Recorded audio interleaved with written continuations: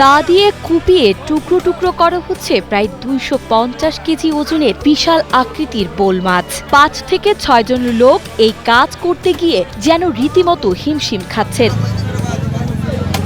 গত 3 March Saint Martin পশ্চিম সাগরে জেলের জালে আটকা পড়েছে এই প্রায় 250 কেজি ওজনের দানবাকৃতির বোল মাছটি। টেকনাফ বোটঘাট থেকে সাগরে জীবিকার সন্ধানে বের হওয়া মোহাম্মদ রাসেলের মালিকানাধীন একটি মাছ ধরার ট্রলারে ঘেরা জালে দক্ষিণ বঙ্গোপসাগর এলাকায় অপ্রত্যাশিতভাবে এই বিরল মাছটি আটকা পড়ে। টানা 2 দিন সাগরে অবস্থানের পর বৃহস্পতিবার দুপুরে ট্রলারটি টেকনাফ পৌরসভার কাউখালী বোটঘাটে ফিরে এলে বিশাল এই মাছটিকে এক নজর দেখতে স্থানীয় উৎসুক জনতা ঘাটে ভিড় জমায়। ঘাটে তোলার পরপরই স্থানীয় মাছ ব্যবসায়ী সিরাজুল ইসলাম ও তার অংশীদাররা মিলে আনুষঙ্গিক খরচ সহ প্রায় 3 লাখ টাকা দিয়ে এটি কিনে নেন। বোল মাছ একটা পড়ছে 180 কেজি, আর বাকি মাছ হয়েছে ছোটখাটো মাছ, এগুলো আপনার 150-200 মণ পর্যন্ত হবে।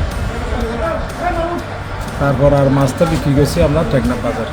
আমরা মাছটা ওই সাবুদ্বীপ আছে না, এখানে সাবুদ্বীপ থেকে একজন আনছে, ওনার থেকে আমরা 3 লক্ষ টাকা দিয়ে কিনে নিচ্ছি। ওইটা আমরা মন্তব্য করছি 260 কেজি 70 কেজি কাছাকাছি হবে।